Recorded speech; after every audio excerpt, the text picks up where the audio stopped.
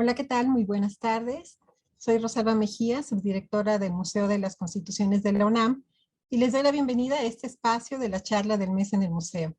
Estamos transmitiendo desde las plataformas de la Coordinación de la Universidad Abierta y de Educación a Distancia de la UNAM, a quienes les agradecemos su apoyo para hacer posible estas actividades en línea durante todos estos meses de pandemia. Esta charla se transmite en vivo por el canal de Facebook del Museo de las Constituciones, y a quienes ven desde esta plataforma les invito a dejarnos sus comentarios y preguntas en el chat. Para quienes no conozcan el Museo de las Constituciones, se los presento. Se trata de un museo universitario, voy a compartir pantalla, localizado en el centro histórico de la Ciudad de México, en el extemplo de San Pedro y San Pablo, que fue el primer colegio jesuita fundado en este virreinato en el siglo XVII. Y estamos ubicados en la calle del Carmen, esquina con San Ildefonso. Es un recinto histórico que fue la primera sede parlamentaria de México independiente. Aquí, por ejemplo, se promulgó la Constitución de 1824. Por eso es que este recinto es sede del Museo de las Constituciones. Fue inaugurado en 2011 y tiene como una de sus tareas divulgar la importancia del conocimiento de los derechos incluidos en nuestra Constitución y fomentar el ejercicio de una cultura ciudadana y de la legalidad a través de sus 4 salas temáticas que podemos ver aquí en estas fotos y que los invito a recorrer. En este año cumplimos una década ya con dando servicio en este museo y los invitamos a visitarnos. Como les comentaba, estamos en nuestra charla del mes y en este día, en el marco del Día Internacional de la Eliminación de la Violencia contra la Mujer, vamos a abordar uno de los temas a los que se dedica nuestro museo. En este museo hablamos de historia constitucional, difundimos los derechos constitucionales, en específico los derechos humanos, y en concreto para este mes nos vamos a dedicar a hablar de los derechos de las niñas, las adolescentes y las mujeres. Y para ello hemos invitado, para esta charla, a la maestra Rita Margarita Jiménez Sánchez, de la Defensoría de los Derechos Universitarios de la UNAM. Rita, muy buenas tardes. Gracias por estar con nosotros. Muy buenas tardes. Muchas gracias por la invitación. Gracias, Rita. Pues déjame leer una semblanza de tu desarrollo profesional y enseguida empezamos con esta charla. Pues nuestra invitada, la maestra Margarita, es maestra en Ciencias Sociales con especialidad en Estudios Rurales por el Colegio de Michoacán, licenciada en Desarrollo y Gestión Interculturales con una subespecialidad en Estudios Filosóficos en Ciencia, Tecnología y Sociedad por la Facultad de Filosofía y Letras de la UNAM. Desde 2013 ha trabajado como investigadora adjunta en el Instituto Nacional de Ciencias Penales, dependiente de la Fiscalía General de la República, y como analista y consultora de políticas públicas relacionadas con centros de justicia para mujeres y con el acceso a la justicia a víctimas de trata de personas. También es profesora en esta institución, capacita al personal adscrito a las fiscalías, en otras dependencias gubernamentales en temas de atención a víctimas de violencia de género, investigación del delito de feminicidio, protocolos de actuación para la violencia de género, sexual y feminicida. También trabajó en una consultoría privada dirigiendo programas en materia de seguridad pública en el 2012. Como parte de sus actividades gestionó recursos federales y diseñó programas enfocados hacia diversos públicos. Impartió talleres dirigidos a la sociedad civil, capacitó a servidores públicos y elaboró campañas de prevención de la violencia entre jóvenes e infancias. Actualmente trabaja como gestora en la Defensoría de los Derechos Universitarios, Igualdad y Atención de la Violencia de Género en la Universidad Nacional Autónoma de México, en el área de prevención y atención de casos de violencia de género. Entre sus últimas publicaciones se encuentra Narrar el cuerpo de las víctimas de feminicidio, El crimen de Francisco Robledo, sus públicos y contrapúblicos, que fue publicada en 2020 en la Revista Mexicana de Ciencias Penales, y también otra publicación que se llama De cómo el Estado mexicano violenta derechos humanos de niñas y mujeres, una revisión de sentencias dictadas por la Corte Interamericana, publicada en el Anuario de Derechos Humanos del 2020. Pues Rita, muchísimas gracias por estar con ustedes. Sin duda estamos con una experta y nos da muchísimo gusto tenerte aquí y sobre todo que te hayas podido conectar, pues estás precisamente en uno de tus cursos de capacitación allá en el norte de nuestro país. Gracias. Muchas gracias a ustedes. Les quiero recordar que esta charla que se llama No es suficiente, legislación en materia de prevención y sanción de la violencia contra las mujeres, vamos a platicar primero con nuestra invitada y los invito a que vayan dejando sus preguntas y comentarios en el chat y las retomaremos al final de esta plática. Pues empezamos, Margarita. Como comentaba, pasado mañana es el Día Internacional de la Eliminación de la Violencia contra la Mujer y en este día se convoca a todos los gobiernos y a las personas a sumar esfuerzos para eliminar la violencia contra niñas, mujeres, adolescentes. Entendemos que la violencia puede manifestarse de distintas formas y hay todo un espectro de acciones que van desde una mirada lasciva, pues hasta los feminicidios, ¿no? ¿Puedes decirnos qué se entiende por violencia contra las niñas y mujeres y qué leyes en México protegen y buscan garantizar sus derechos? Rosalba, bueno, en principio quiero agradecer mucho la invitación del museo para con nosotros en la Defensoría de la UNAM, a través de mi defensora, la doctora Guadalupe, bueno, nuestra defensora en la universidad, la doctora Guadalupe Barrena. Les agradecemos mucho esta invitación, sobre todo por estos temas tan importantes en esta semana, en estos 15 días, a partir del 25, siguen 15 días de activismo para erradicar la violencia contra las mujeres. En ese sentido, lo primero que quisiera tocar, ¿no?, es que la violencia contra las mujeres forma parte de un espectro de violencias de género. O sea, la violencia de género, digamos, es una violencia se le llama violencia por razones de género. En ese sentido, es cuando hay acciones de violencia hacia una persona en razón de su identidad sexual, de su género, de la manera en cómo expresa su género, por ejemplo, ¿no? En ese sentido, la violencia contra las mujeres se genera específicamente en un contexto sociocultural en el que van a persistir y se van a mantener subordinaciones de las mujeres por el predominio de los hombres, ¿no? En ese sentido, en el trabajo antropológico, por ejemplo, podemos darnos cuenta que este fenómeno social, ¿no?, donde lo masculino se impone sobre lo femenino y en detrimento de las mujeres, es una situación muy común entre muchas culturas, en muchas épocas, en muchas partes del mundo. Entonces, nos empezamos a dar cuenta que los hombres y mujeres, aunque creamos que viven las mismas violencias, ¿no?, cuando miramos de cerca nos damos cuenta que hay un mundo dual de oportunidades, ¿no?, en donde, si bien los hombres también son víctimas de ciertas violencias, ¿no?, no lo son con la misma intensidad y la misma magnitud que lo son las mujeres. En ese sentido, la Declaración de las Naciones Unidas sobre la erradicación de la violencia contra la mujer desarrolla el concepto de violencia contra la mujer como todo acto de violencia basado en la pertenencia al sexo femenino,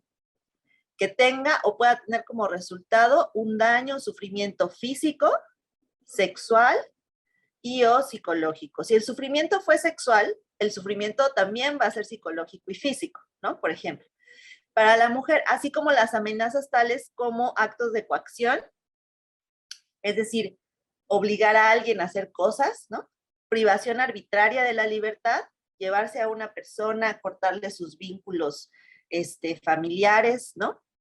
Tanto si se produce en la vida pública, si esta persona lo hace, si el agresor, la persona que inflige el daño lo hace públicamente, como si se da en la vida privada. Esto también va a ser muy importante porque uno de los grandes estereotipos que dificultan el acceso a la justicia de las mujeres es que todavía muchos funcionarios, o si todavía la sociedad, peor aún, muchos operarios de justicia, por estereotipos de género, tienen esta idea de que las mujeres deben tener cierto comportamiento, ¿no? Y ese comportamiento debe ser calladita te ves más bonita, sumisa, y quien se salga de ese cuadrito, ¿no?, entonces esa mujer merece ser sancionada, castigada, regañada, ¿no? En ese sentido, lo que se quiere develar, ¿no?, con el término de violencia contra las mujeres es que esa violencia siempre va a ser dirigida contra una mujer de forma desproporcionada, infligiéndole daños, sufrimientos de índole física, mental, ¿no? Por el hecho de ser mujer. Es decir, porque el agresor dice, la persona agresora dice, porque puedo hacerlo y no me va a pasar nada, ¿no? Pensemos en los casos desafortunados de Campo Algodonero o de los feminicidios de del Estado de México, ¿no? Puedo hacérselos a estas mujeres empobrecidas que viven en la periferia, porque no me va a pasar nada, ¿no? Entonces, en ese sentido es muy importante que se comprenda que la violencia contra las mujeres es una violencia dirigida hacia los cuerpos femeninos o feminizados en condición de que son más débiles, ¿no? O que son más vulnerables que la persona que ejerce la violencia. Estos daños o sufrimientos, como decía, pueden ser físicos, mentales, sexuales, pero también pueden ser amenazas de cometer actos, ¿no? Es decir, o haces esto o le voy a decir a los demás tal y tal. La coacción casi siempre se da con personas, mujeres vulnerables, es decir, mujeres que además de su condición de mujer tienen otras vulnerabilidades, como alguna discapacidad, que sea migrante, que sea indígena, ¿no? Y esto va a acrecentar la vulnerabilidad de estas violencias. En ese sentido, el concepto de la violencia contra las mujeres en México viene de esta ley internacional, ¿no? En la ley general de acceso, la ley que tenemos en México, pues es la ley general de acceso de las mujeres a una vida libre de violencia. Y ahí establece en su artículo 5, en la fracción 4, que la violencia contra la mujer es cualquier acción u omisión, eso es importante. Acción, hago cosas para dañarla, u omisión. Estoy viendo que la están golpeando y no hago nada. La abandono, la desprecio, la engaño, omisión. Basada en su género, que le causa daños y sufrimientos. Y que esos sufrimientos van a ser, otra vez, pueden ser físicos, psicológicos, pero también pueden ser económicos, patrimoniales, ¿no?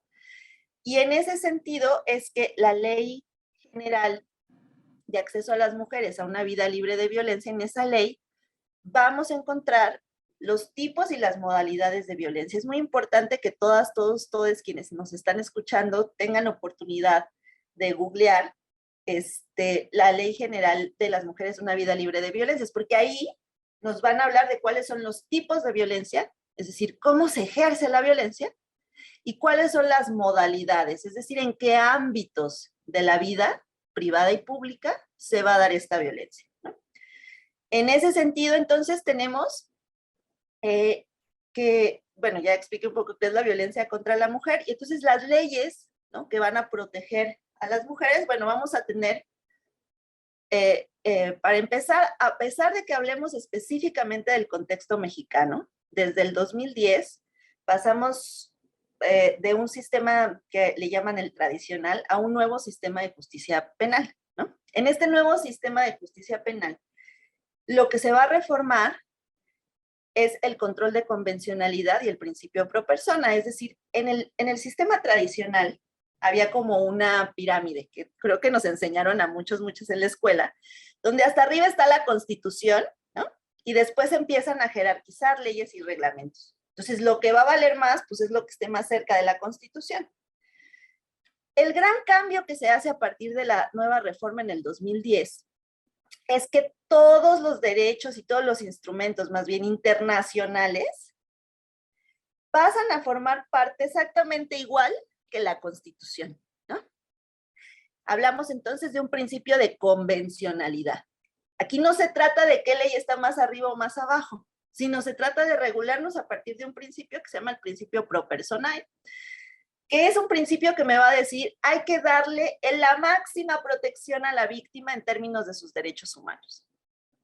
Entonces, el operario de justicia ya no se va a fijar en este triangulito. Ya no importa si hay una ley superior, una ley inferior, no.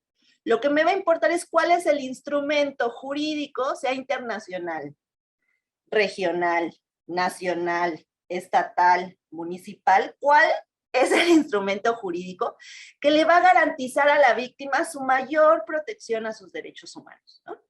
En ese sentido, vamos a encontrar instrumentos muy específicos para evitar, erradicar, atender la violencia contra las mujeres. Digamos que en términos internacionales, la gran ley internacional que nos va a regular, el gran instrumento, es la Declaración Universal de los Derechos Humanos del Pacto de San José, llamada CEDAW, ¿no? Esa es la internacional grande de toda la ONU, ¿no? Pero la Organización de las Naciones Unidas se divide también en regiones, por continentes. A nosotros nos toca la Organización de los Estados Americanos. En esta Organización de los Estados Americanos específicamente se creó la Convención de Belém do Pará, porque en el mundo, ¿no? Cada porción del mundo, de acuerdo con la ONU, tienen problemáticas distintas. En Europa la migración es una problemática, etcétera, ¿no? En ese sentido, América Latina específicamente tiene una emergencia de violencia contra las mujeres, ¿no? Por eso es que se crea el pacto, la convención, ¿no? Belém do Pará. Después tendríamos, pues obviamente, la Constitución Política de los Estados Unidos Mexicanos, que es la que nos va a resguardar todos nuestros derechos humanos, ¿no? Pero también a partir de esta Constitución, se van a reformar y se van a hacer leyes. ¿Por qué?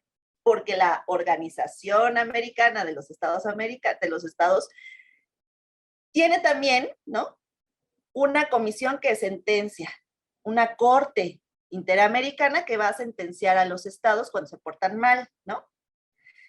Y pues resulta que México es el país con más sentencias de la Corte Interamericana por violencia de género en el mundo. En ese sentido, México ha tenido que hacer reformas a sus leyes a partir de, primeramente, la sentencia de Campo Algodonero, mal llamada de las muertas de Juárez, ¿no? A partir de estas sentencias que se crean los protocolos ALBA, los protocolos, o sea, todos los protocolos para la desaparición de mujeres, y se empiezan a crear protocolos para la atención de la mujer. Eso va a ser muy importante, pero después van a venir otras 2 sentencias por violaciones por parte de militares a indígenas, y después va a venir el terrible caso de Atenco, mujeres violadas sexualmente por la policía porque se estaban manifestando, ¿no? En ese sentido, entonces tenemos la Gran Declaración Universal, la Belém do Pará, que es la regional, la Constitución modificada por estos eventos, digamos, por estas sentencias. Y de la Constitución, entonces, se van a desprender nacionalmente 2 leyes muy importantes. La Ley General para la Igualdad entre Hombres y Mujeres. Esta ley es la que va a regular el principio de igualdad. No me va a dar tiempo aquí de explicar que hay una discusión entre igualdad y equidad, pero lo que se busca es que las mujeres tengan el mismo acceso y los mismos privilegios y los mismos derechos que los hombres. Esta ley está casi siempre enfocada a pesos, centavos, trabajo, ¿no? Por ejemplo. Y después tenemos la Ley General, que les comentaba yo, de acceso de las mujeres a una vida libre de violencia. Esta es la ley específica que va a hablar sobre la violencia contra las mujeres. Y de ahí se van a desprender muchos protocolos, pero el más importante es el protocolo de actuación de la investigación del delito de feminicidio y del delito de violación sexual. Estos protocolos los hace la Fiscalía General de la República, ustedes los pueden encontrar también en internet. Y ahí, en estos protocolos, es donde se enuncia cuáles son los pasos que se tienen que seguir en materia penal para atender la violencia a mujeres, ¿no? Eso sería como, en términos generales, ¿qué es la violencia? Marco. Gracias, Rita. Antes de avanzar, quisiera que nos ayudaras a entender o ampliar tu explicación de algunos conceptos que mencionaste, ¿sí? Cuando se habla de violencia contra las mujeres, mencionaste también un concepto importante que hay que considerar, que es el de también la violencia contra quienes se identifican como mujeres, ¿no? ¿A qué te refieres con eso? Gracias por la pregunta, Rosalba. Sí, es importante abordar, yo siempre les digo en los cursos de feminicidio, por ejemplo, el tipo penal de feminicidio es la acción, ¿no? Todo aquel que priva de la vida a una mujer por razones de género, ¿no? Las razones de género están siempre descritas en la legislación y en el Código Penal. Las razones de género tienen que ver con, por ejemplo, que la muerte de la persona se hubiera encontrado laceraciones en las partes genitales, que se hubiera encontrado la víctima en posiciones sexuales, en posiciones ginecológicas, el cuerpo descubierto, ¿no? O sea, las razones de género son un poco más sencillas de comprender, es decir, hago cosas denigrantes a esta persona, ¿no? Sí. Y casi siempre de connotación sexual. El problema ahí es la definición de mujer. Entonces yo le digo a mis estudiantes, quien me traiga aquí la definición jurídica de mujer, ya le pongo 10, ¿no? Porque no existe una definición jurídica de mujer. Claro. Si nos vamos al diccionario, no se vayan al diccionario, está peor, porque entonces hombre es todo, mujer es la que nació de la costilla de Dios, punto, ¿no?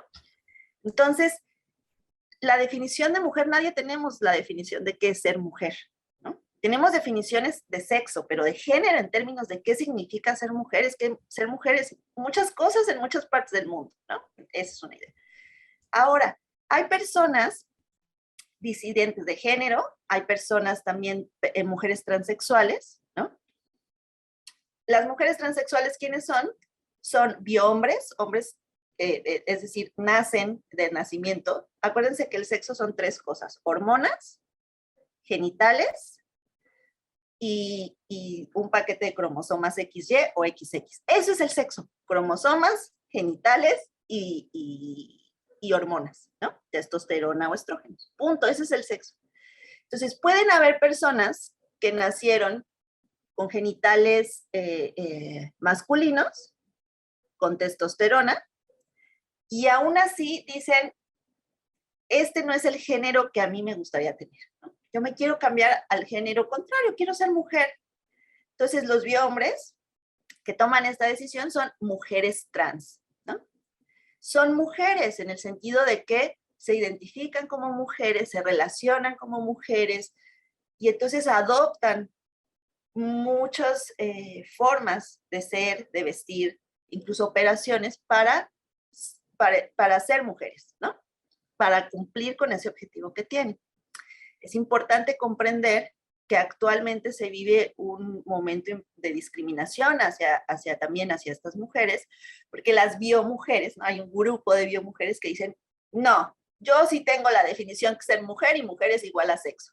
Y entonces ahí hay una equivocación conceptual, porque sexo no es género, ¿no? Entonces, las personas que confunden sexo con género y generan violencias contra estas mujeres trans porque no son mujeres, les están provocando violencia de género, ¿no?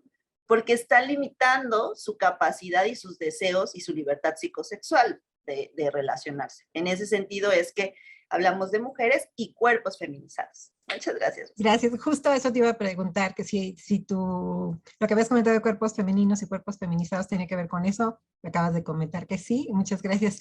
Y es importante por lo que nos explicaste hace unos segundos, pues tener presente que la violencia, en este caso, que es el tema que nos concentra hoy, hacia las mujeres no solo es de mujeres hacia mujeres, ¿no? Perdón, no solo de hombres hacia mujeres, sino también entre mujeres, ¿no? Es importante tenerlo en cuenta porque pareciera que todos somos solidarias hablando de género, pero desgraciadamente hay muchos casos en los que la misma violencia es de mujeres hacia mujeres. Y otra cuestión que me parece importante retomar es lo que hablabas de la importancia de hablar de que las violencias se manifiestan o ocurren en los ámbitos públicos y privados, porque luego la importancia de sacar lo privado hacia una denuncia o llevarlo a algunos procesos puede ser lo más difícil, ¿no? Pero más adelantito hablaremos un poco más de esto. Gracias, Rita. Pues avanzando con nuestra charla, quisiera que revisáramos algo de memoria. La manifestación más visible que ha habido en contra de estas acciones de violencia, este estado de violencia en nuestro país, pues creo que fue la marcha del 8 de marzo en el 2020, ¿no? Esta marcha fue muy significativa por muchas razones, pero sin duda fue una acción pues ciudadana que contribuyó a hacer evidente eh, para un gran sector de la sociedad la necesidad de defender los derechos de las niñas, de las adolescentes y de las mujeres. Y desde entonces, Rita, cuéntanos qué avances ha habido en materia de legislación a nivel, en nuestro país, a nivel federal y local o estatal, y si nos podrías comentar algunos ejemplos y su importancia. Sí, muchas gracias por la pregunta. Bueno, es importante comprender, punto número uno, que este cambio, por ejemplo, que les comento del nuevo sistema de justicia penal, que no solamente, o sea, en este cambio entra estas leyes generales de acceso a las mujeres a una vida libre de violencia, pero también entra una ley muy importante que es la de el acceso, la ley de acceso a la justicia a las víctimas, la ley general de víctimas, porque se da en un momento de efervescencia social importante, es decir, el Estado no nos está otorgando las cosas, es la sociedad civil organizada quien está exigiendo al Estado que modifique sus acciones. La Ley General de Víctimas y la Ley General de Acceso a las Mujeres van a ir muy acompañadas. La Ley General de Víctimas nace en realidad a partir de la guerra contra el narcotráfico y a razón de las miles de desaparecidos, o la mal llamada guerra contra el narcotráfico, porque nunca debió llamarse guerra, porque eso fue lo que provocó las guerrillas intestinas que hoy tenemos. Pero digamos que esta Ley General de Víctimas nació de la voz de los familiares de desaparecidos, de los llamados daños colaterales que ni siquiera querían aceptar que eran víctimas indirectas, ¿no? Y la Ley General de Acceso a las Mujeres nace de la protesta femenina. Entonces, es bien importante comprender que el nuevo sistema de justicia penal, si bien en el 2020 se hace evidente, desde el 2010 está cambiando, ¿no? Y está cambiando en función no de que el Estado quiera, sino de que la sociedad civil se lo está exigiendo. Pero está teniendo un problema importante porque el Estado, por definición, las víctimas en general, y en ese sentido las mujeres, no son parte no eran parte más bien, ¿no? Del ejercicio de justicia. Al Estado le interesaba sancionar al agresor, punto, porque era un problema para la sociedad, y la víctima no me importa dónde queda, y las mujeres tampoco. En ese sentido, las víctimas mujeres. Los grandes cambios, digamos, en términos legislativos, eso es importante, que se han hecho, sí han sido muchos, sí han sido importantes, ¿no? El problema es que la institución a veces avanza de forma muy lenta para la realidad que estamos viviendo. En ese sentido, si bien han habido cambios a partir, les decía yo, de la sentencia de Campo Algodonero, por ejemplo, ya no tienen que esperarse 72 horas a que una mujer desaparecida, se pueda hacer una ficha de una mujer desaparecida, por ejemplo, pero también fueron importantes otros cambios a partir de la sociedad civil organizada, de los casos mediáticos y de las sentencias de la... Otro de los cambios importantes en materia penal es que se obliga al personal ministerial, policías, ministerios públicos y peritos a tratar todas las investigaciones de violencia de género con perspectiva de género. Eso va a ser otra cosa que antes no conocíamos. Aparte, ¿por qué? Porque aparte hay todavía, para quienes no están capacitados en el tema, una idea de que la perspectiva de género es una ocurrencia, ¿no? Que es un punto de vista, que es las mujeres contra los hombres, nada más alejado de la realidad, ¿no? La perspectiva de género es una visión científica, social, que me permite comprender el proceso histórico de la lucha de las mujeres y por qué hoy estamos en donde estamos con tanta insistencia, ¿no? Se ha cambiado eso, el término perspectiva de género, entonces obliga a los operarios de justicia a tratar a todas las mujeres con dignidad, sin revictimizarlas y sin criminalizarlas, porque lo peor que puede pasar cuando una mujer va a denunciar una violencia sexual es que le digan, Pues mira, tú también cómo te vistes, pues ve a qué hora salías, ay señora, pues no se dio cuenta que su marido era violento desde... Todas esas son estereotipos y victimizaciones que evitan que la persona acceda a la justicia. Entonces, a partir de estas sentencias es que se crean, el Estado tiene que crear, ¿no?, mecanismos de capacitación, protocolos, ¿para qué? Para que se comprenda, principalmente los operarios de justicia, que los estereotipos de género afectan de verdad, no son solo ideas, no es solo tener un pensamiento machista, bueno, pobrecito, no. Si el operario de justicia tiene ideas machistas, en consecuencia sus acciones van a ser en detrimento de la víctima. Entonces, esto que les estoy diciendo no existía en las capacitaciones del sistema de justicia hasta estas nuevas manifestaciones, ¿no? También, por ejemplo, se logró que en la Ley General de Víctimas se estableciera claramente que no puede haber mediación, no puede haber resolución pacífica de conflictos donde hay un abuso de violencia de género, principalmente si fue violencia sexual. Porque este sistema, digamos, que tiene que ver con la conciliación, con llegar a acuerdos, supone que la persona que lo hizo sin intención y que el daño se puede reparar. Pero es importante comprender que en la violencia de género, principalmente en la violencia sexual, el daño fue direccionado, fue intencional, la persona lo hizo sabiendo que podía hacerlo y que no es un vidrio. Si me rompen un vidrio, pues me pagan un vidrio. Pero si me violan, ¿quién me regresa las ganas de levantarme en las mañanas, de salir, de volver a tener emociones positivas?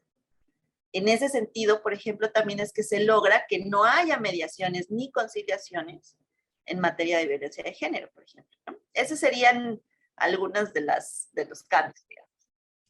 Gracias. Sin duda estamos hablando de que si bien existe todo este marco jurídico, lo que se ha logrado poco a poco en los últimos años es en términos de operación, ¿no? Sí, es importante. Aquí hablaríamos de dos cosas. Una tiene que ver con el cambio social, es decir, si bien estas protestas femeninas, ¿no?, han puesto el dedo en la llaga a muchas personas que dicen así como que, ay, no, mis paredes, no, ¿no? Así, por ejemplo, tenemos a estas mujeres, este grupo de mujeres restauradoras con glitter, ¿no?, que entonces reivindican esa posición y dicen, pues, los monumentos son el recuerdo, son nuestro patrimonio, son eso, y si nuestro patrimonio y si nuestra vida social está siendo patriarcal, machista, en detrimento de nosotras, ese monumento que ahora está rayado, pintado, es el performance para que la gente observe y vea la vida que estamos teniendo, por ejemplo, ¿no? Y entonces hay una resignificación social. También hay una resignificación social con las palabras. Por ejemplo, la palabra queer, que anteriormente o en Estados Unidos era una palabra despectiva, ¿no?, hacia las personas de la comunidad LGBTI, Q+, ahora es una palabra que se retoma con orgullo y dicen, yo soy queer, ¿no? Entonces, socialmente también ha habido una revaloración cultural, una reivindicación de lo femenino, aunque muchas personas siguen en detrimento de eso, pero yo creo que cada vez más, ¿no?, hay más personas convencidas del feminismo, hombres y mujeres y personas disidentes, ¿no? Eso en el cambio cultural. Pero en el cambio del sistema jurídico, les decía yo, es lento, a veces parece puro realismo jurídico, es decir, puro realismo mágico, como algo, ¡ay, qué bonita la ley! Y en la realidad todavía no se logra aterrizar, pero al menos hemos hecho avances en este espectro jurídico. Sí, muchas gracias. Gracias, Rita. Pues precisamente uno de los mensajes que damos desde el museo es hablar de la Constitución como un texto vivo, porque es una legislación que cambia según las exigencias de la sociedad, según los cambios de la sociedad que la presiona, que exige estos cambios precisamente, y que sea un texto que se vaya actualizando claro, vemos difícil hacer reformas directamente a los artículos constitucionales, pero a través de todas estas leyes, todos los reglamentos y los protocolos es donde se ven los cambios y es donde la presión que hacen los ciudadanos para que estas leyes sirvan y sean actualizadas es la forma en la que pueden participar, ¿no? No solo es la Constitución no solo es una materia de abogados y de quienes hacen las leyes, sino también de la actuación de la sociedad. Y vemos esos cambios que dices son poquitos, son progresivos, pero existen. Y eso es lo importante, ¿no? Participar y ser conscientes de ello. Otra cosa que quiero retomar de tu respuesta anterior es, mencionabas al principio de la charla que un ejemplo de violencia puede ser la coacción y las amenazas. Y hace un tiempo leía un articulito muy breve en el que decían que era importante considerar la perspectiva de género y hablaban de un caso, por ejemplo, de una mujer, una esposa de un hombre que se dedicaba a traficar con drogas, ¿no? Y era una mujer cuyo perfil, pues que no trabajaba, que era, pues estaba en su casa, y como dependiente económica, eh, en el artículo se hablaba de que era importante juzgar con perspectiva de género y considerar todas esas circunstancias en el que la coacción o las amenazas hacían que ella hubiera delinquido porque se dedicaba a distribuir drogas, ¿no? Entonces, no es lo mismo hablar de una mujer que distribuye drogas, sino hablar de una mujer que en esas circunstancias fue coaccionada o amenazada para cometer esos delitos, porque hay muchos factores que la convierten en una persona vulnerable, ¿no? Que es lo que tú decías, estos elementos de vulnerabilidad que rodean a estas mujeres que son víctimas de violencia y que deben ser considerados al hablar de esta perspectiva de género, ¿no? Para analizar algunos casos. ¿Refieres a algo bien sensible, digamos, en términos de impartición de justicia con perspectiva de género? Como bien lo dices, hay una línea muy delgada entre la víctima y el victimario. Para eso los estudios criminológicos y victimológicos. Si una víctima, no pongámoslo en términos ahorita de mujeres, por ejemplo, ahorita, porque todo va a ser en respecto a eso, pero pensémoslo en estos espacios de interdicción, o sea, donde la cosa no queda muy clara dónde está la víctima y dónde el victimario. Pensemos en una niñez, en una adolescencia que está en un mundo de mucha drogadicción, de mucha violencia, de muchos delitos, de crímenes, que se socializa desde muy pequeño con golpes, con groserías, en la marginalidad, en la pobreza, ¿no? ¿Cómo va a crecer esa niñez y esa adolescencia? Obviamente no todos van a delinquir, no todas esas personas toman la misma decisión, pero sí que esa violencia social generalizada fue un caldo de cultivo para que esta persona reaccionara de esa forma, ¿no? Por ejemplo. Bueno, así como sucede en estos casos, también hay espacios muy sensibles, ¿no? En el que las víctimas, mujeres por coacción, hacen muchas cosas o dejan de hacer muchas cosas. Eso también es muy importante. En la defensoría son muchos los casos, desafortunadamente, donde las víctimas no denuncian hasta mucho tiempo después porque antes tenían temor a hacerlo, ¿no? El caso, digamos, ahorita se me viene a la mente, quizás de los más tristes, de los más difíciles, de los más duros, es el síndrome de la acomodación por violación sexual. Mi perpetrador, mi violador, me dice, si tú hablas, si tú dices, nadie te va a creer, no te van a escuchar, siempre me van a hacer caso a mí, ¿no? Y cuando la víctima decide hablar, o sea, primero está el síndrome funciona, primero está el secreto, luego decide hablar y decir, oigan, me están haciendo, mi tío me tocó, mi primo, ¿no? Y lo que viene desafortunadamente es la reafirmación de lo que le dijo el agresor. ¿Cómo crees, mija, tu tío? No, ¿cómo va a ser si es tan buena persona, no? O incluso peor aún, mira todo lo que estamos en el Ministerio Público, mira, tus tíos no han visto a tu primo por tu culpa, porque tú hablaste, ¿no? Entonces, ¿qué viene después en ese síndrome? Pues es el secreto, luego la confesión y luego la retracción. No es cierto, no me lo hicieron.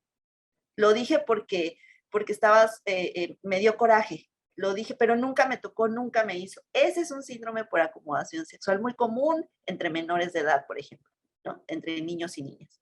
En donde, entonces, las personas dicen, listo, ya, fue mentira. No, no fue mentira, es que la persona está coaccionada, tiene temor y está amenazada, ¿no?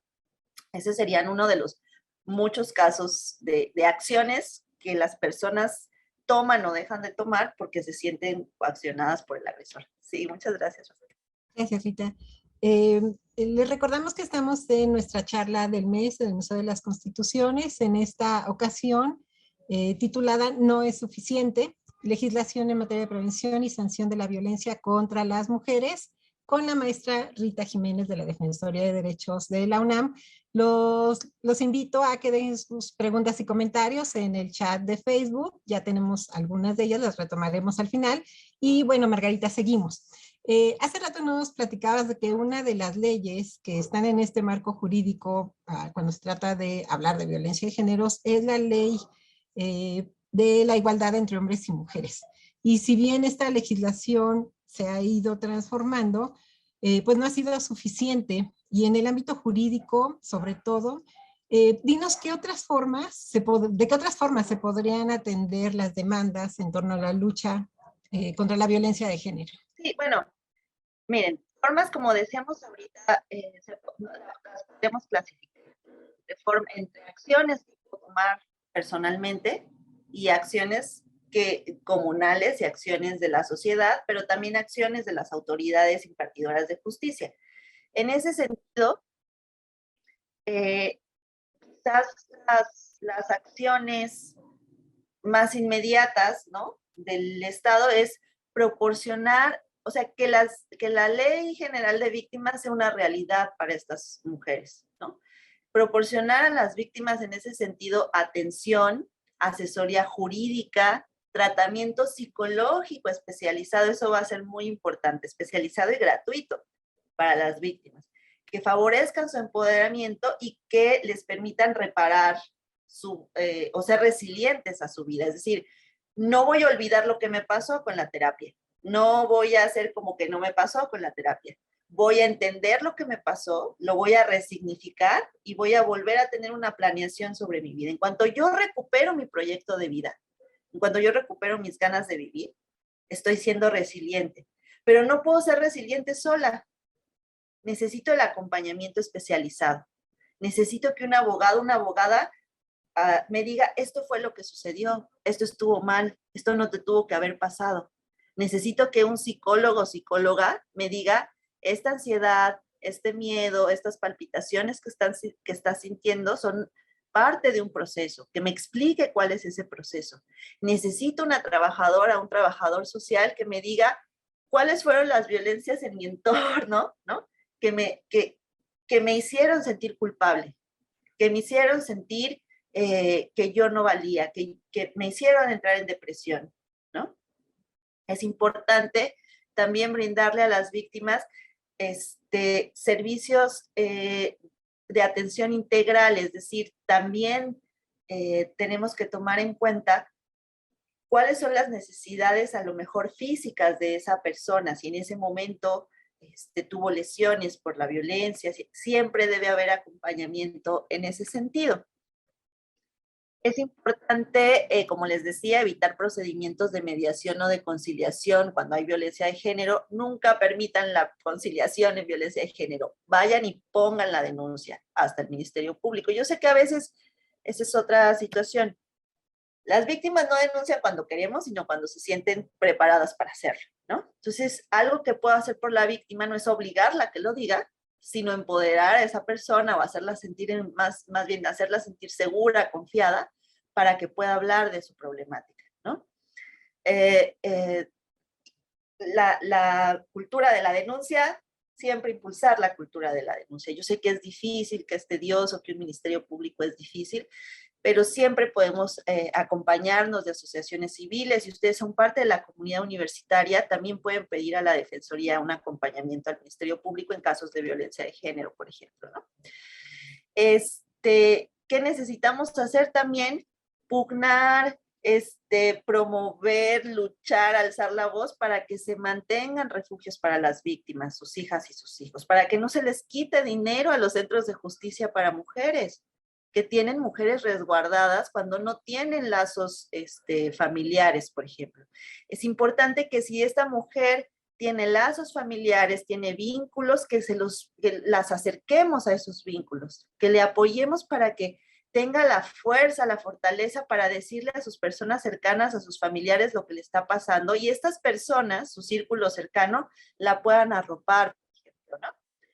Es importante también en las instituciones públicas que se garantice el derecho de las mujeres real a una vida libre de violencia en sus labores, en el trabajo, en la docencia, en la escuela, como universitarias, por ejemplo, ¿no? Fortalecer el marco civil para asegurar que quienes sufran hostigamiento y acoso se les sea escuchadas y a sus agresores se les sean sancionados. Eso es muy importante también. ¿Por qué? Porque si yo no le pongo límites al agresor, el agresor va a seguir buscando, ya pasé este límite, nadie me dijo nada, ahora voy a pasar este otro, ahora voy a pasar este otro. Eso es algo que me ayuda mucho, por ejemplo, para cultivar, para echar para arriba, digamos, la cultura de la denuncia, es poner a la víctima, porque a veces la víctima dice, bueno, pues sí me dolió, pero pues ya para qué, ¿no? Entonces lo que yo les digo es, esto que te hizo a ti, ¿se lo va a hacer a una niña o se lo va a hacer a otra mujer? Bueno, no, sí quiero denunciar, ¿no? Entonces, cuando le ponemos también en perspectiva, poner a la víctima en perspectiva de su situación, ¿no?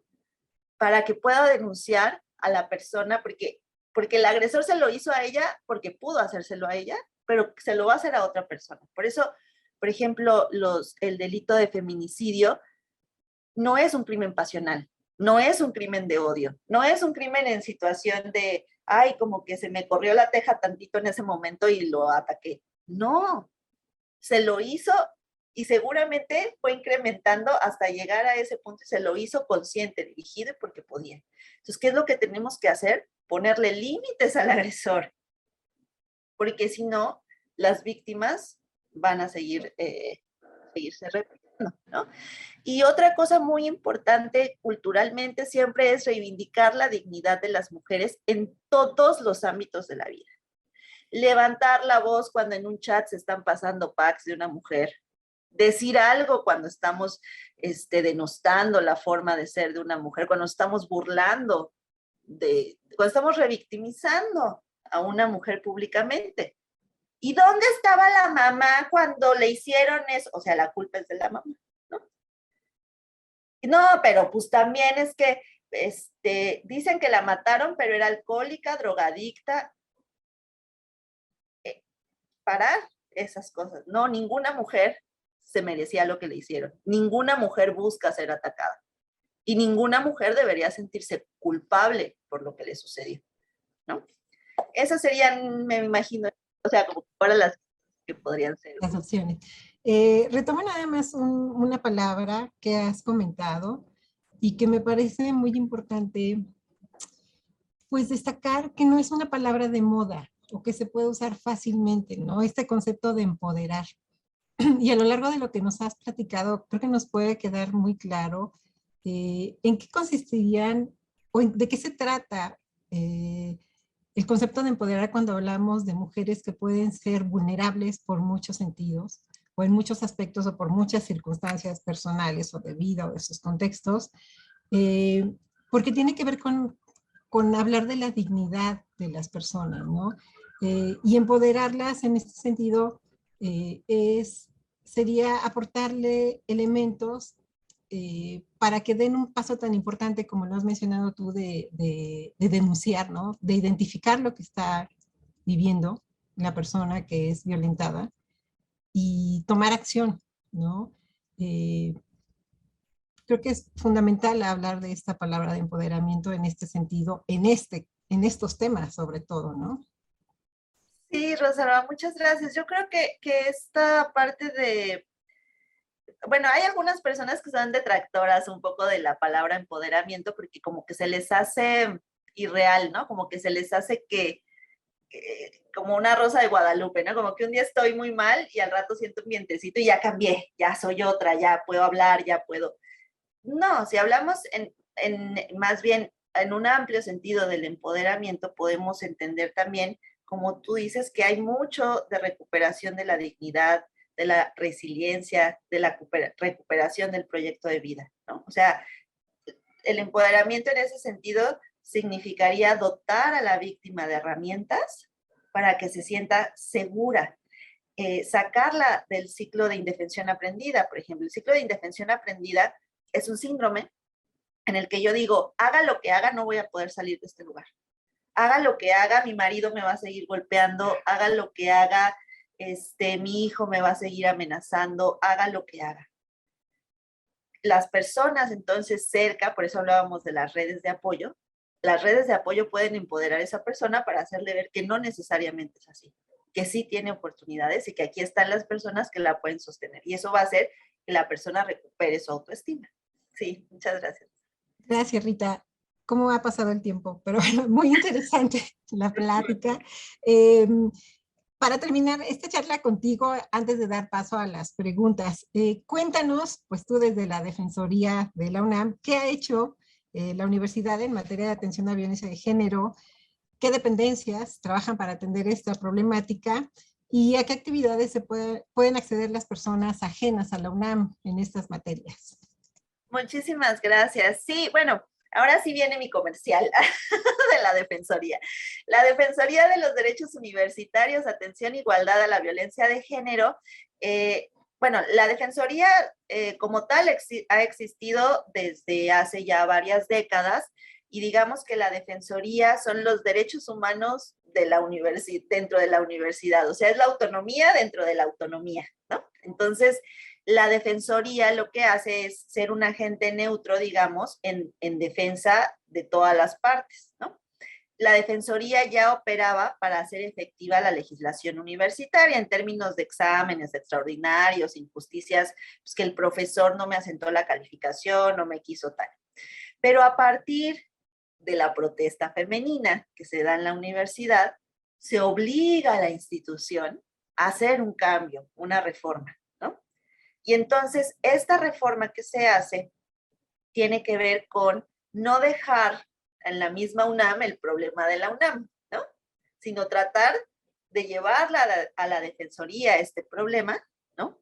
Para que la Defensoría sea quien haga efectivo, o sea, quien se asegure de que la queja va a llegar efectivamente a la autoridad y que ahí no va a haber cosas chuecas, no va a haber cosas truculentas, sino que se va a hacer una efectiva revisión de las sanciones, por ejemplo. En ese sentido, a partir del 13 de agosto del año pasado, la Defensoría cambia su nombre y si antes se llamaba Defensoría de los Derechos Universitarios, le agregaron el apellido Igualdad y Atención de la Violencia de Género. A partir del 13 de agosto del 2020, esta dependencia tiene como atribuciones proporcionar asesorías en materia de violencia de género a todas las instituciones de la universidad, recibir y atender quejas de los alumnos, del personal académico, del personal administrativo por actos o omisiones de violencia de género y coadyuvar a las autoridades en estrategia de prevención, atención, sanción y erradicación de la violencia de género. La Defensoría en ese sentido, en el sentido específico de apoyo y de atención a las víctimas, va a apoyar a todas las víctimas que hayan sufrido violencia de género dentro de la UNAM, entre personas de la UNAM o entre personas de la UNAM, ¿no? Se les va a dar a estas víctimas un primer contacto por una trabajadora social, después se le va a dar una canalización a donde ella quiera, al área jurídica y o psicológica, y se le va a dar un seguimiento y una atención a su queja si es que pasó a un procedimiento universitario. También se le va a dar acompañamiento al Ministerio Público en caso de que sea necesario. Esto para las personas que forman parte de la universidad, pueden ser incluso denunciantes, personas que no son parte de la universidad, pero que su agresor es parte de la universidad también, ¿no? De esto conoce la Defensoría. En términos más generales, así como para lo que hacemos en la Defensoría, son hacer este tipo de charlas, pero particularmente el área, la institución que se va a dedicar a la difusión, a la promoción, que hoy está haciendo no se imaginan cuántos, o sea, somos parte de ese programa gigante, pero son como 300 actividades en materia de violencia de género. Es la coordinación de igualdad de género de la UNAM. Ustedes busquen la CIGU, CIGU, ¿verdad? En YouTube, en Facebook, en WhatsApp, y ahí en WhatsApp, en YouTube, en Facebook, en Instagram y en Twitter, y ahí les van a desplegar todas las actividades a las que se pueden inscribir, todas las charlas, los talleres. Hay talleres muy importantes de masculinidades que se están haciendo en la universidad, también como de reeducación de lo masculino, pero también como proyecto de espacio seguro para las masculinidades, para que puedan expresar lo que sienten, sus dudas, en un espacio seguro, por ejemplo, ¿no? En ese sentido, la universidad, digamos, tiene varias actividades, sobre todo en esta semana, y yo creo que en el mes que viene, ¿no? Gracias, Rita. Pues precisamente esta charla ya la inscribimos a todo este programa de actividades del 25N que está haciendo la universidad. Y pues sí, es parte de la labor desde la universidad, y pues nosotros como museo nos damos a la tarea precisamente de divulgar estos temas con especialistas como tú, y además tan clara en tus explicaciones, cosa que agradecemos mucho en esta charla. Oye, pues demos espacio a las preguntas que nos han llegado. Tenemos la de María Blanco. Muchas gracias, María, por participar en esta charla. Y nos dice, una vez que se demuestra la culpabilidad de los agresores, ¿qué apoyo se les brinda a las mujeres en México? Es importante, por ejemplo, si soy parte de la comunidad universitaria, ya sé que hablo a la Defensoría. En la Ciudad de México específicamente existen las lunas de la Ciudad de México, que son, ustedes ponen lunas, así como de luna, lunas, Ciudad de México. Cada delegación tiene una luna de atención de las mujeres. Ustedes hablan al 01, al Locatel, 55222, ¿no? Llaman a Locatel. En Locatel hay una atención específica de violencia contra las mujeres, en donde las van a canalizar y les van a decir qué es lo que tienen que hacer. Cada estado tiene un instituto de las mujeres en el que también se pueden acercar, lo pueden también buscar en internet. Algunos estados tienen centros de justicia para mujeres, que no es lo mismo que el Instituto de las Mujeres. Son centros especializados de ayuda. Ahí también van a encontrar personal multidisciplinario, psicólogas, trabajadoras sociales, abogadas, personas que las pueden orientar para hacer algún tipo de, incluso para capacitarse, por ejemplo, en cultura de belleza, en poner uñas, en poner pestañas, ¿no? Como para tener conocimientos y poderme poner mis propios emprendimientos, por ejemplo, ¿no? Stalin Mujeres, el Centro de Justicia para Mujeres, las lunas. El estado de Michoacán, por ejemplo, tiene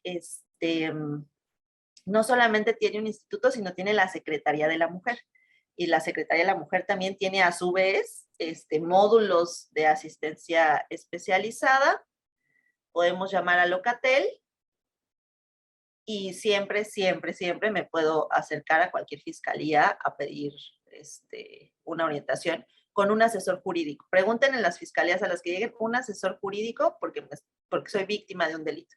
Y entonces las tienen que canalizar con un asesor jurídico. Pero yo creo que lo más sencillo es hablar, o sea, de primera instancia, para comprender qué es lo que me está pasando, puedo hablar a Locatel y ahí me van a canalizar con una abogada o con una psicóloga.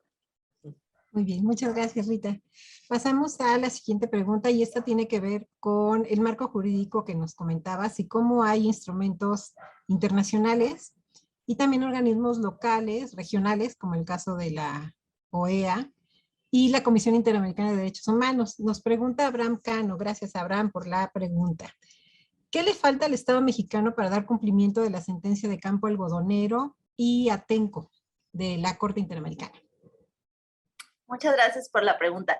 Para que no sea un chiste local, quienes tengan estas dudas, por ejemplo, todas las sentencias están publicadas, entonces yo puedo entrar a la sentencia de Campo Algodonero e incluso puedo ir a la ficha técnica, pongan ficha técnica Campo Algodonero, ficha técnica Mujeres Atenco, ¿no? En estas fichas técnicas les va a venir el resumen de qué fue el hecho y cómo se sentencia el Estado mexicano, o sea, por qué acciones se sentencia el Estado mexicano y cuál es la resolutiva. Voy a hacer rápidamente una diferencia entre delitos y violaciones de derechos humanos. Los delitos los cometen las personas particulares entre ellas, o sea, cualquier civil contra cualquier otro civil. Las violaciones a derechos humanos las comete alguien en representación del Estado hacia un civil, es decir, las comete un policía, un militar, un ministerio público hacia un civil, ¿no? Entonces, las violaciones a derechos humanos es lo que sentencia la Corte. La Corte lo que está diciendo es que en Campo Algodonero, por ejemplo, hubo revictimización, no se siguieron protocolos de investigación, ¿no? Etcétera.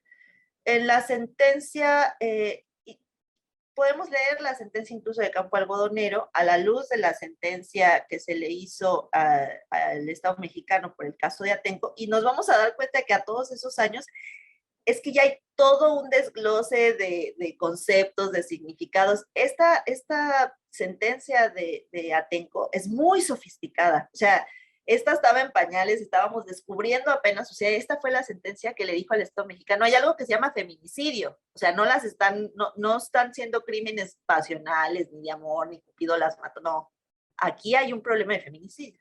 El Estado mexicano, su primera respuesta fue, pues en mi código penal no hay feminicidio, entonces no estoy haciendo feminicidio. Y la Suprema Corte le dice, pues adivina qué, que tienes que crear el término de feminicidio, porque si no estás mal, no vamos a salir de ahí.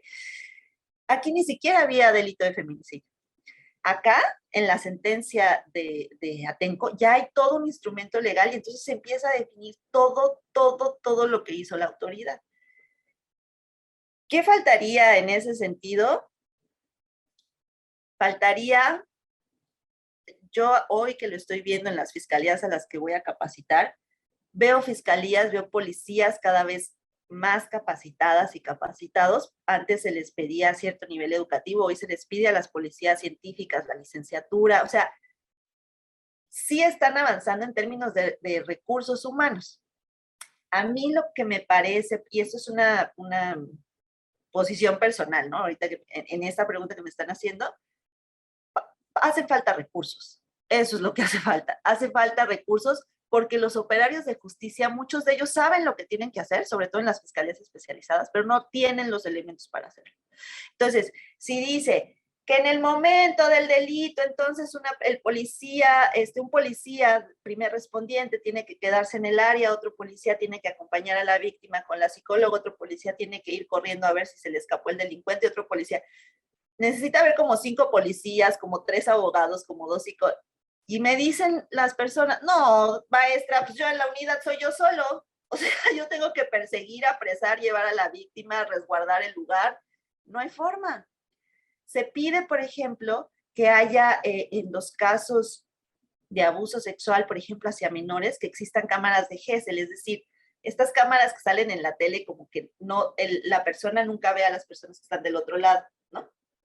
No, maestra, pues cámara de Gesell, apenas tenemos ahí un escritorio para hacerle la entrevista al muchacho, ¿no? Entonces, ¿qué es lo que a mí me parece que hace falta? Recursos. Acceder a los fondos de reparación de daños para las víctimas de delitos de derechos humanos. Los juegos del calamar. O sea, hay así de poquito dinero y así de víctimas pidiendo poquita resarcimiento del daño. Entonces, hacen falta recursos para que ese acceso a la justicia sea real, porque la rehabilitación, la reparación del daño, son pesos y centavos, que no están habiendo en las fiscalías y mucho menos en los sistemas penitenciarios. Nadie le quiere meter dinero a los sistemas penitenciarios tampoco. Entonces, yo creo que lo que nos hace falta, sí, es más exigencia de recursos para que se atiendan al menos a las que ya son víctimas, ¿no? Gracias. Gracias, Rita. Y sin duda es una parte que también puede vigilar la ciudadanía, ¿no? Tenemos representantes electos. Los representantes discuten un presupuesto de egresos cada año. Entonces, es una forma de exigir, ¿no? ¿Qué están haciendo los representantes por los que votamos en beneficio de nuestra seguridad y de nuestros intereses, ¿no? De protección a la ciudadanía? Dejo el tema sobre la mesa. Tenemos otra pregunta. Las mujeres como las grandes educadoras no somos en parte constructoras de esta situación de violencias. Muchas gracias por la pregunta. Fíjense cómo la planteamos, ¿eh? Nosotras que sí somos las grandes educadoras, ¿no? El pensamiento patriarcal no es propio de hombres. El pensamiento patriarcal es un sistema en el que vivimos y que a veces reproducimos hombres y mujeres por igual. Como decía Rosalba hace rato, la violencia de género, yo puedo ser víctima o victimario, sin importar cuál sea mi sexo. O sea, yo puedo sufrir violencia de género o ejercer violencia de género independientemente de mis genitales, mis hormonas y mis genes, ¿no?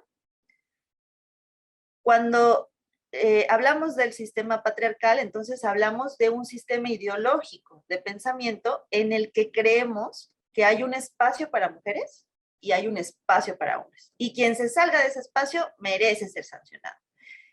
¿Quién puede reproducir eso? Si yo, pues las grandes educadoras somos las mujeres en detrimento de... Ahí ya estoy reproduciendo, por ejemplo, un estereotipo. Un estereotipo muy común que se convierte en realidad, por supuesto. ¿Cuántos padres solteros hay? ¿Cuántas mamás solteras hay? ¿No? Entonces, claro, el estereotipo se cumple en la realidad, que eso es lo desafortunado.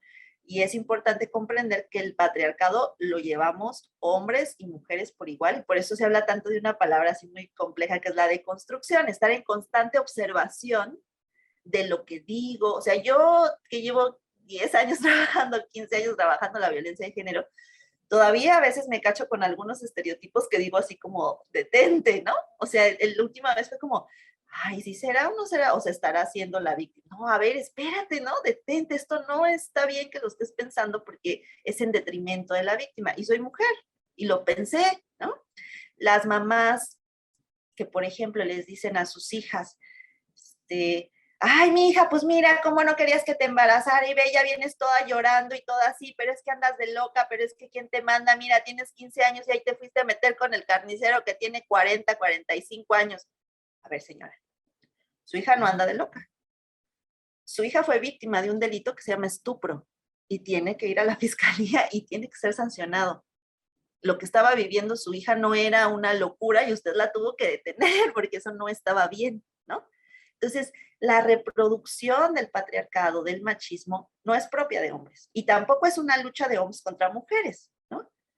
Sino que es un sistema de pensamiento en el que, cultural, ¿no? En el que a veces no nos damos cuenta incluso que estamos siendo violentos y que lo podemos ejercer hombres y mujeres exactamente igual, ¿no? Muchas gracias. Gracias, Rita. Pues se quedan muchos temas sobre la mesa para reflexionar, ¿no? Sí. Tenemos otra pregunta, yo creo que sería la última. Nos dicen, ¿considera que ha funcionado el protocolo universitario de atención en casos de violencia de género? ¿Cuántos casos atiende por año y cuántos se han sancionado?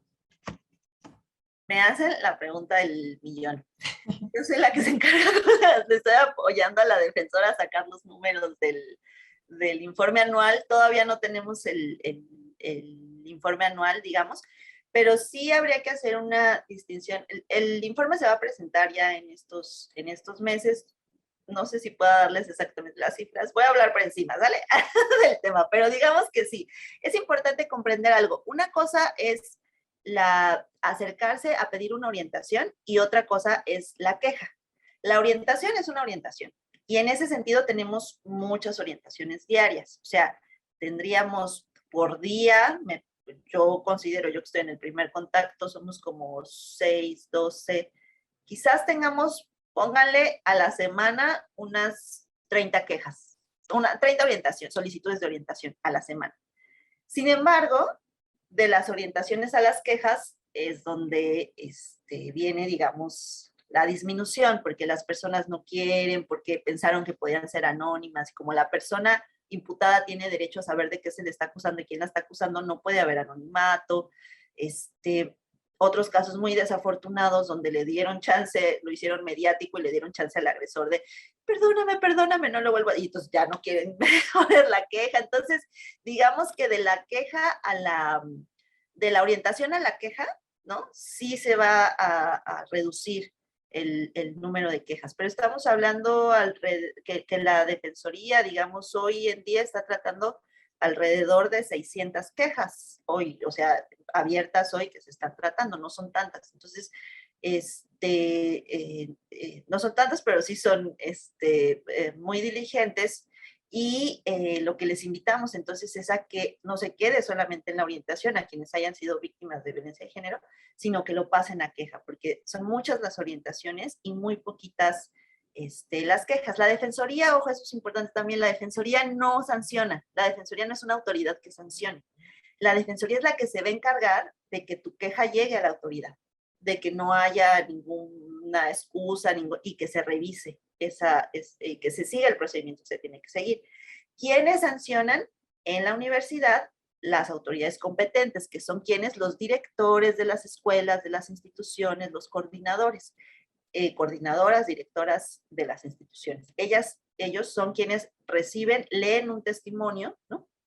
Un relato en el que explica a la víctima qué fue lo que le pasó, cuándo le pasó, cómo le pasó, y la abogada le ayuda a escribir si tiene que haber medidas precautorias y cuál es el procedimiento que se tiene que seguir.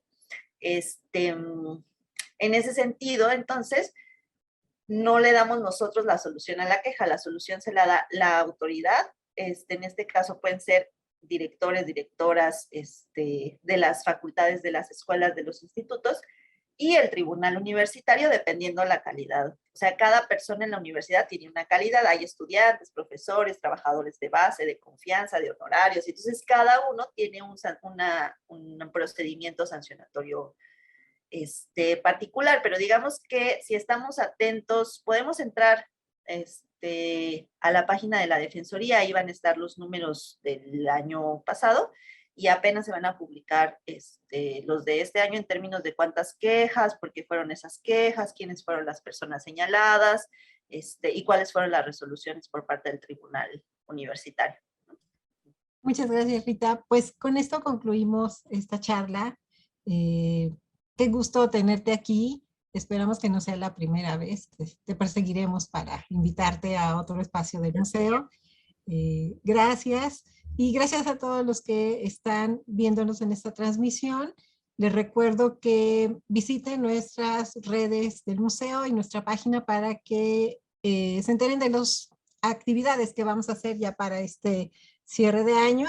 A fines de este mes tenemos, como cada año, nuestra jornada por la inclusión, que son actividades que hace el Museo de las Constituciones como parte de la red de museos para la atención a personas con discapacidad. Los invito a que consulten estas actividades. Va a ser una semana en la que pues promovemos la divulgación y la difusión de los derechos de las personas con discapacidad y hacemos actividades especiales para ellas. Mientras tanto, pues no me queda más que agradecer, Rita, tu presencia en esta charla. Gracias por colaborar con el Museo de las Constituciones y gracias a ustedes que estuvieron en el otro lado de la transmisión. Que tengan muy buena noche. Hasta luego.